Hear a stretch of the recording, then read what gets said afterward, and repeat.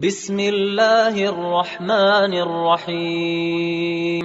Qala al-musannif rahimahullahu ta'ala wa nafa'ana bihi wa bi'ulumihi fid dharaini amin. Al-haditsu tsani wal arba'un. Hadis ke-42 an Anas radhiyallahu anhu qala sami'tu Rasulullah sallallahu alaihi wasallam yaqul qala Allah ta'ala ya bani Adam innaka ma da'awtani wa rajautani ghafartu laka ma kana minka wala ubali.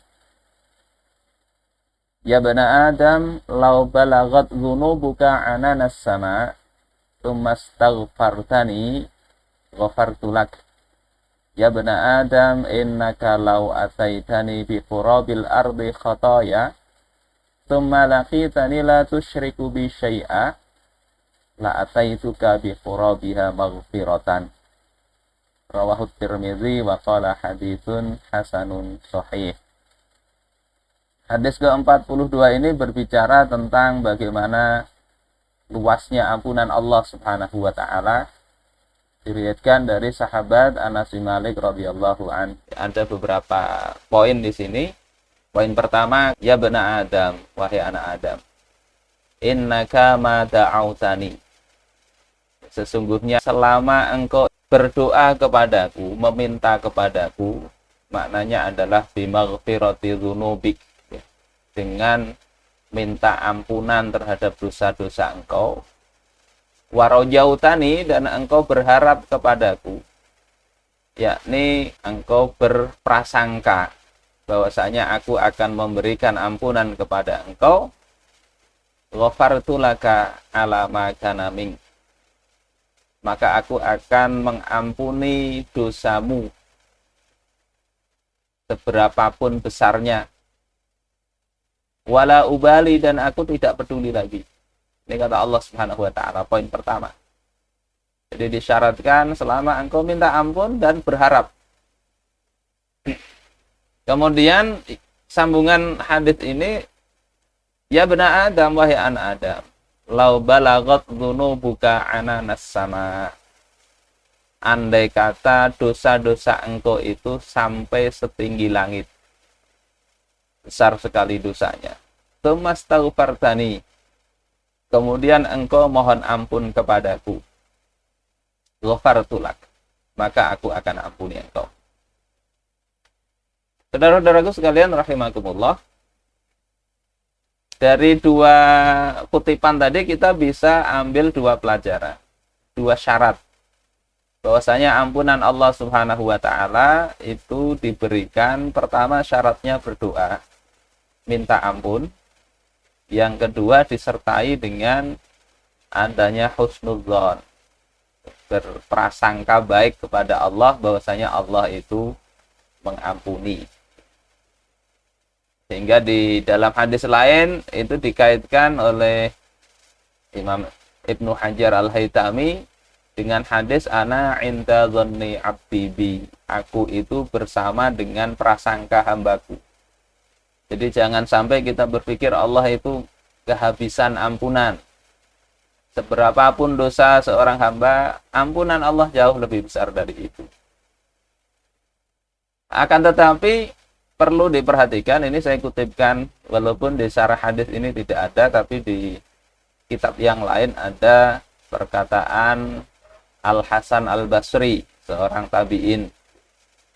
Kata beliau, inna qauman alhadhumul amani.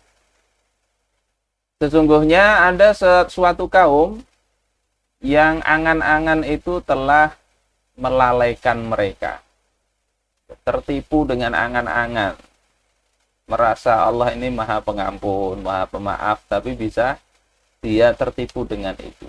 Hatta kharaju minad dunya wa ma lahum hasanah. Hingga mereka itu karena berangan-angan Allah ini baik-baik aja, mereka keluar dari dunia tanpa membawa kebaikan. Yaqulu ahaduhum, salah seorang di antara mereka mengatakan, inni uhsinu dzanna bi rabbi. Sesungguhnya aku berprasangka baik kepada Tuhanku. Wa kadzaba, dan dia dusta. Dustanya apa? Kata Imam Al-Hasan Al-Basri, walau ahsanal dzan la ahsanal amal. Kalau dia berprasangka baik, niscaya dia akan berbuat baik juga.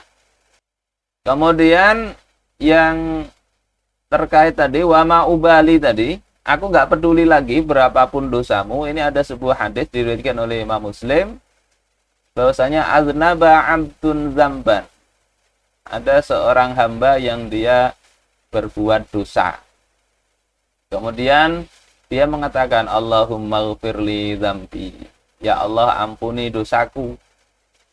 Faqala tabaraka wa ta'ala, Allah kemudian mengatakan, aznaba abdi dzamban fa'alima anna lahu rabban yaghfirul dzamba.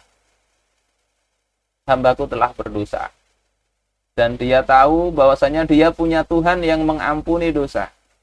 Wa ya'khudzu bidzambi. Kemudian Allah mengambil dosanya tersebut. Artinya Allah ampuni dosa tersebut. Tsumma ada, tapi kemudian hamba ini mengulangi lagi. Ada fa'aznaba, dia berdosa lagi. Kemudian mengatakan hal yang sama, Tuhanku ampuni aku, dosa-dosaku ampuni. Maka Allah katakan, hambaku telah berdosa, tapi dia yakin, dia percaya bahwasanya dia punya Tuhan yang mengampuni dosa. Kemudian diulanginya lagi. Tapi Allah tetap ampuni itu. Kemudian Allah katakan, i'mal ma syi'ta faqad ghafartu lak. Berbuatlah semau engkau, aku sudah ampuni dosa. Nah, hadis ini kalau dipahami oleh orang-orang yang memang kecenderungannya berbuat jahat, bahaya memang. Artinya kita itu berbuat dosa semau kita lah, asal kita beristighfar. Tidak begitu maksudnya. Maksudnya adalah madum tatudnibu summa tatubu ghafartu lak. Selama engkau itu berdosa dan selama itu engkau bertobat, maka aku akan ampuni. Jadi bukan hanya di lidah saja. Jadi berdosa boleh jadi, bukan boleh ya, berdosa ini manusiawi.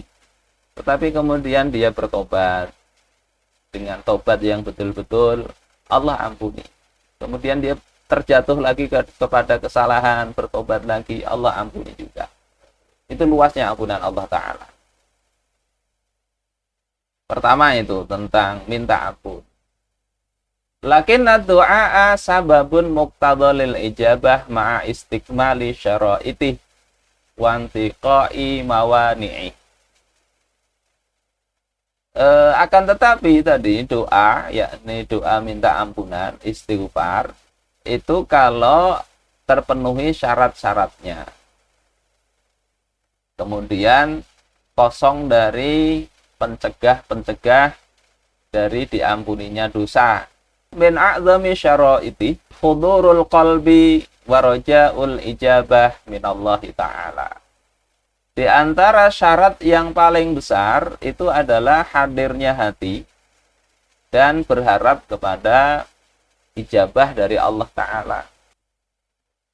Di dalam Musnad Abdullah bin Amr, bahwasanya Rasulullah mengatakan, "Fa'idza sa'altumullah azza wa jalla ayyuhan nas fas'aluhu wa antum muqinuna bil ijabah."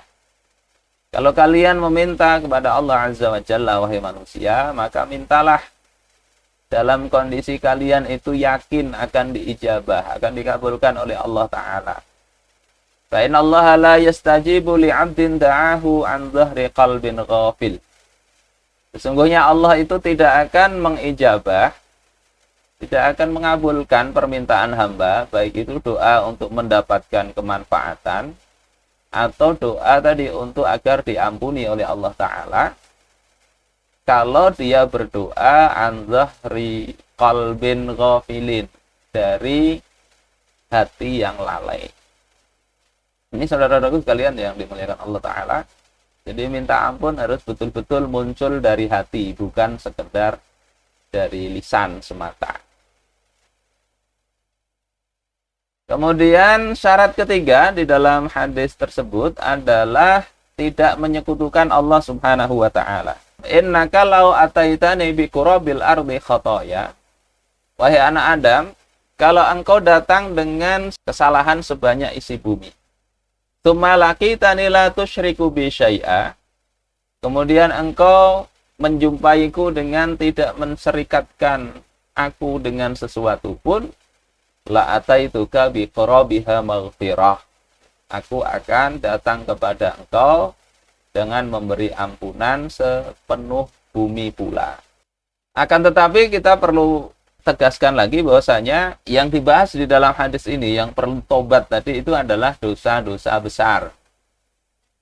Jadi yang ada syaratnya harus tobat, istighfar, itu adalah untuk dosa-dosa besar. Kalau tanpa tobat tergantung Allah. Kalau Allah mau, Allah ampuni memang. Kalau tidak, tidak diampuni. Nah, kalau dosa kecil itu Allah bisa ampuni walaupun tanpa bertaubat. Dengan sholat ke sholat itu Allah ampuni dosa-dosa kecil asalkan menjauhi dosa-dosa besar. Bersalaman, ketemu, berguguran dosa-dosanya itu ketika dosa-dosa besar dijauhi. Puasa Ramadan dari satu puasa ke puasa yang lain itu Allah ampuni dosa-dosa kecil. Nah, kalau dosa besar ini mestilah bertaubat sebagaimana dalam hadis ini. Nah, hal yang tidak kalah penting bertobat ini perlu adanya penyesalan. Jadi tidak kemudian dia membaca hadis ini kan dibolak-balik, ya, boleh saja berdosa nanti dalam hati saya bertobat sekarang, nanti minggu depan kita ulangi lagi jadwal berdosanya itu seminggu sekali misalnya. Tidak begitu. Jadi syarat di samping tadi minta ampun pada Allah, yang kedua tadi ada roja, harapan. Yang ketiga tidak boleh menyekutukan Allah. Ada tambahannya harus ada penyesalan. Jadi tidak boleh ada kebanggaan. Saya dulu sudah melakukan ini. Ceritakan ke sana kemari dengan rasa bangga, bukan dengan rasa menyesal. Penyesalan, dan yang berikutnya ada tekad untuk tidak mengulanginya.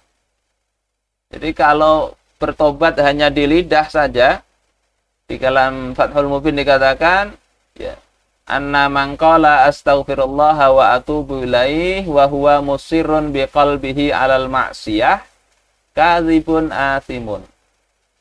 Siapa saja yang mengatakan aku minta ampun pada Allah dan bertobat kepadanya, sementara hatinya nggak ada tobat-tobatnya, nggak ada, maka dikatakan oleh musannif kadzibun athimun. Dia adalah pendusta dan dia berdosa. Li'annahu akhbaro annahu ta'ibun wa laysa haluhu kadzalik. Karena dia mengatakan kepada Allah bertobat, sementara hatinya nggak ada tobat-tobatnya, nggak ada. Jadi patokan itu memang di hati tadi. Betul-betul ada penyesalan, ada tekad. Masalah nanti terulangi lagi, itu urusan nanti. Tapi saat dia bertobat, betul-betul harus bertobat.